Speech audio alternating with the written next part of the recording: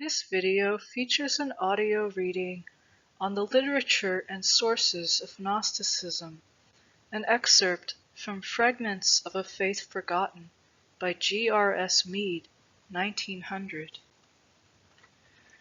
The literature and sources of Gnosticism. The study of Gnosticism has so far been almost entirely confined to specialists whose works cannot be easily understood.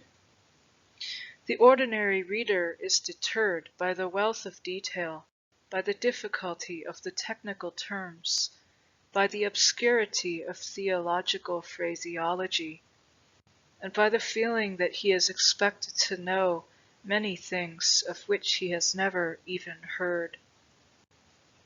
It is to be hoped that ere long some competent English scholar, endowed with the genius of lucid generalization, may be induced to write a popular sketch of the subject, in order that thinking men and women who have not enjoyed the advantages of a technical training in church history and dogmatics may understand its importance and absorbing interest. Meantime, our present essay may perhaps to some extent serve as a guide to the perplexed, yet not conceived on the plan or carried out with the ability of a Maimonides, but rather the mere jotting down of a few notes and indications, which may spare the general reader the years of labor the writer has spent in searching through many books. First then, as to books, what are the best works on Gnosticism? The best books without exception are by German scholars. Here then we are confronted with our first difficulty, for the general reader, as a rule, is a man of one language only. For the ordinary English reader, therefore, such works are closed books, and he must have recourse to translations if such exist. Unfortunately, only 2 of such works are procurable in English dress. The second volume of the translation of Neander's Church History, 1825, etc., deals with the Gnostics, but the great German theologian's work is now out of date. The best general review of Gnosticism, by the light of the most recent researchers, is to be found in Harnack's admirable History of Dogma, in the first volume, translated in 1894. For a more detailed account, Smith and Wace's Dictionary of Christian Biography, 1877 to 1887, is absolutely indispensable. The scheme of this useful work contains a general article with lengthy articles on every Gnostic teacher, and shorter articles on a number of the technical terms of the Gnosis. Lipsius, Salmon, and Hort are responsible for the work, and their names are a sufficient guarantee of thoroughness. The last 2 works are all that are necessary for a preliminary grasp of the subject, and are the outcome of profound scholarship and admirable critical acumen. It is a pleasure to subscribe one's tribute of praise to such work, although the point of view assumed by these distinguished scholars is not sufficiently liberal for one who is deeply convinced that the inspiration of every honest effort to formulate the inner truth of things is really from above. Of other English works we may mention King's Gnostics and Their Remains, 2nd edition, 1887, a work intended for the general reader. King strongly insists on a distinct Indian influence in Gnosticism, and deals with a number of interesting points, but his work lacks the thoroughness of the specialist. He is, however, far removed from orthodoxy, and has an exceeding great sympathy for the Gnostics. The weakest point of King's work is the side he has brought into chief prominence, the so-called remains of the Gnostics, amulets, talismans, etc., in which King, as a numismatologist, took special interest, are now stated by the best authorities to have had probably no connection with our philosophers. Nevertheless, King's book is well worth reading. Mansell's posthumous work, The Gnostic Heresies of the First and Second Centuries, 1875, is not only unsympathetic, but for the most part does grave injustice to the Gnostics, by insisting on treating their leading ideas as a metaphysic to be judged by the standard of modern German philosophical methods, the dean having himself once held a chair in philosophy. Norton, in his Evidences of the Genuineness of the Gospels, 1847, devotes his second volume to the Gnostics, but the value of his work is small. Burton's Inquiry into the Heresies of the Apostolic Age, 1829, might have been written by an early church father. The Bampton lecturer's effort and Norton's are now both out of date. Moreover, their books and that of Mansell are only procurable in the second-hand market. So much for works in English dealing directly with Gnosticism. The student will find in Harnack brief but discriminating bibliographies after each chapter, in which all the best works are given, especially those of German scholars. In Smith and Wace's dictionary, each article is also followed by a fair bibliography.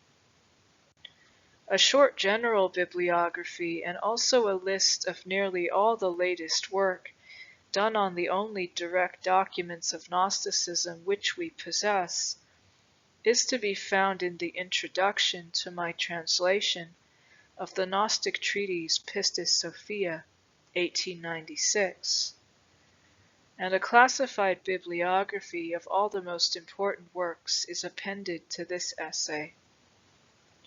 The student will be surprised to see how unfavorably the paucity of information in English compares with the massive encyclopedic work in German, and how France also in this department of church history and theological research runs England very close.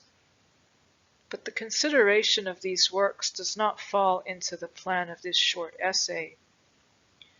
So much then for the general literature of the subject in English. We have now to consider briefly the indirect and direct documents of Gnosticism. By indirect documents I mean the polemical writings of the Fathers, of what subsequently established itself as the Orthodox Catholic Church.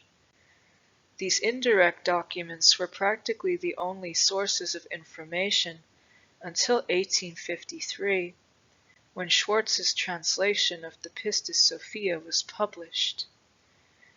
By direct documents, I mean the few Gnostic treatises which have reached our hands through the medium of Coptic translation. Our indirect sources of information, therefore, come through the hands of the most violent opponents of the Gnosis. And we have only to remember the intense bitterness of religious controversy at all times, and especially in the early centuries of the Church, to make us profoundly skeptical of the reliability of such sources of information. Moreover, the earlier and more contemporaneous and therefore comparatively more reliable sources are to be found mostly in the writings of the Fathers of the Western Church, who were less capable of understanding the philosophical and mystical problems which agitated the Eastern communities. The Roman and Occidental mind could never really grasp Greek and Oriental thought, and the Western fathers were always the main champions of orthodoxy. We should further remember that we have extant no contemporary refutation of the first century, if any ever existed, or of the first 3/4 of the second. The great storehouse of Gnosticism is the refutation of Irenaeus, who wrote at Lyon in Gaul, far away from the real scene of action, in about the penultimate decade of the 2nd century. All subsequent refutators base themselves more or less on the treatise of Irenaeus, and frequently copy the work of the Gallic bishop. If, then, Irenaeus can be shown to be unreliable, the whole edifice of refutation is endangered by the insecurity of its foundation. This important point will be considered later on. Prior to Irenaeus, a certain Agrippa Castor, who flourished late in the reign of Hadrian, about 135 AD, is said by Eusebius to have been the first to write against heresies. His work is unfortunately lost. Justin Martyr, the apologist, also composed a work against heresies. This syntagma or compendium is also unfortunately lost. Judging from Justin's account of the gospel story in his extant works, it would appear that the memoirs of the apostles, to which he frequently refers, were not identical with our 4 canonical gospels, though it may well be that these gospels were assuming their present shape at this period. It may therefore be supposed that his work upon heresies threw too strong a light on pre-canonical controversy to make its continued use desirable. This may also be the reason of the disappearance of the work of Agrippa Castor. Justin flourished about 140 to 160 AD. Clement of Alexandria, whose greatest literary activity was from about 190 to 203 AD, lived in the greatest center of Gnostic activity, and was personally acquainted with some of the great doctors of the Gnosis. His works are for the most part free from those wholesale accusations of immorality with which the general run of church fathers in after years loved to bespatter the character of the Gnostics of the first 2 centuries. All the critics are now agreed that these accusations were unfounded calumnies as far as the great schools and their teachers were concerned, seeing that the majority were rigid ascetics. But this point will come out more clearly later on. Clement is supposed to have dealt with the higher problems of Gnosticism in his lost work, The Outlines, in which he endeavored to construct a complete system of Christian teaching, the first 3 books of which bore a resemblance to the 3 stages of the Platonists: 1, purification, 2, initiation, and 3, direct vision. This work is also unfortunately lost. It was the continuation of his famous Miscellanies, in which the Christian philosopher labored to show that he was a true Gnostic himself. Tertullian of Carthage, who flourished 200 to 220 AD, whose intolerance, fiery zeal, and violently abusive language are notorious, wrote against heresies, mostly copying Irenaeus. For the Marcionites, however, he is an independent authority. Part of the treatise against heresies ascribed to Tertullian is written by some unknown refutator, and so we have a pseudo-Tertullian to take into consideration. Hippolytus, bishop of Portus at the mouth of the Tiber, was the disciple of Irenaeus.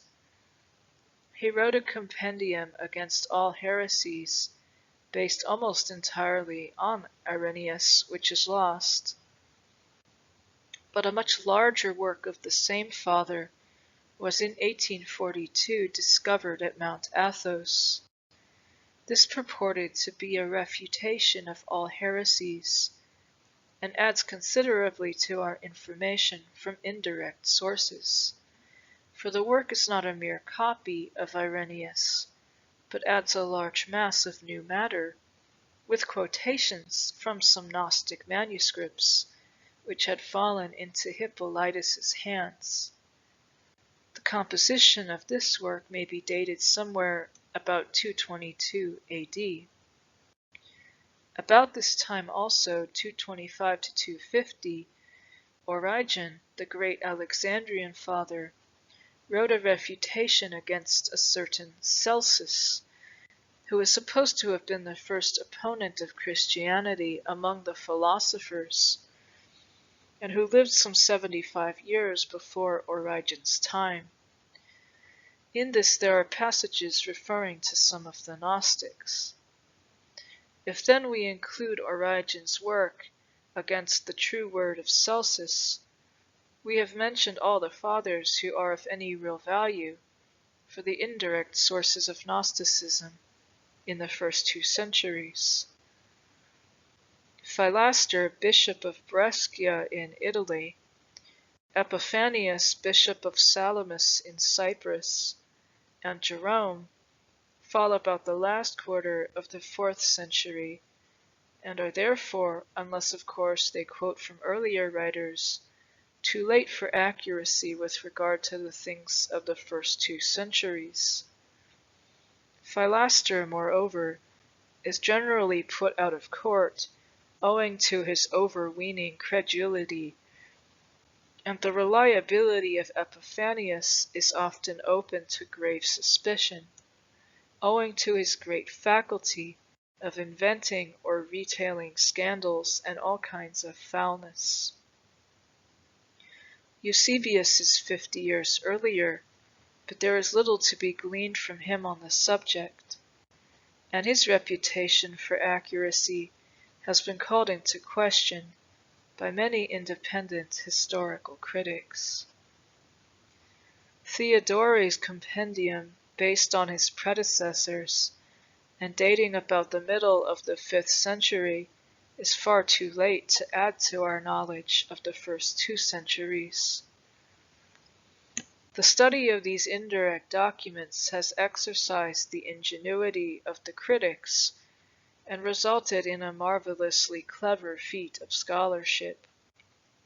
Lipsius has demonstrated that Epiphanius, Philaster, and Pseudo-Tertullian all draw from a common source, which was the lost syntagma or compendium of Hippolytus, consisting mainly of notes of the lectures of Irenaeus, that is to say, in all probability, of the polemical tractates which the bishop read to his community and on which he based his larger work.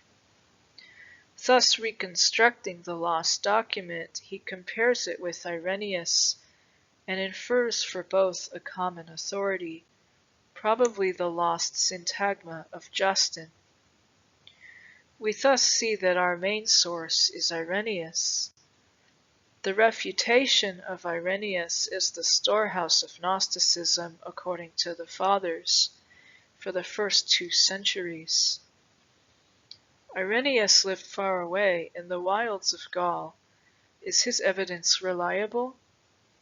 Setting aside the general presumption that no ecclesiastical writer at such a time could, in the nature of things, have been fair to the views of his opponents, which he perforce regarded as the direct product of the prince of all iniquity, we shall shortly see that fate has at length, only a few years ago, placed the final proof of this presumption in our hands. But meantime let us turn our attention to our direct sources of information. We have now no less than 3 codices containing Coptic translations of original Greek Gnostic works. 1. The Askew Codex, Vellum, British Museum, London, containing the Pistis Sophia treatise and extracts from the Books of the Saviour. 2. The Bruce Codex, consisting of 2 distinct manuscripts. Papyrus, Bodleian Library, Oxford, containing a series of lengthy fragments under the general title The Book of the Great Logos According to the Mystery, another treatise of great sublimity but without a title, and a fragment or fragments of yet another treatise. 3. The Achmim Codex, Papyrus, Egyptian Museum, Berlin, containing the Gospel of Mary or Apocryphon of John, the Wisdom of Jesus Christ, and the Acts of Peter. The Achmim Codex was only discovered in 1896. Prior to 1853, when the Askew Codex was translated into Latin, nothing of a practical nature was known of its contents, while the contents of the Bruce Codex were not known till 1891 to 92, when translations appeared in French and German. We have to reflect on the indifference which allowed these important documents to remain, in one case, Codex Askew, for 80 years without translation, and in the other, the Bruce Codex, 120 years. The first attempt at translation in English appeared only in 1896, in my version of Pistis Sophia. It will thus be seen that the study of Gnosticism from direct sources is quite recent, and that all but the most recent research is out of date.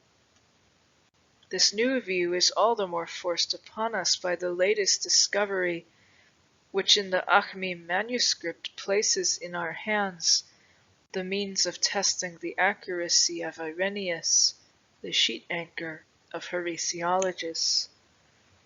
The Gospel of Mary is one of the original sources that Irenaeus used.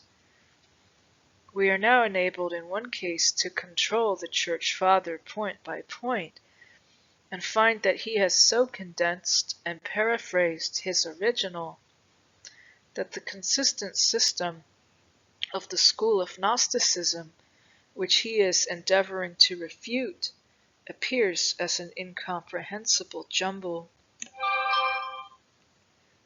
This recent activity among specialists in Gnostic research, at a time when a widespread interest in a revival of theosophic studies has prepared the way for a reconsideration of Gnosticism from a totally different standpoint to that of pure criticism or refutation, is a curious coincidence.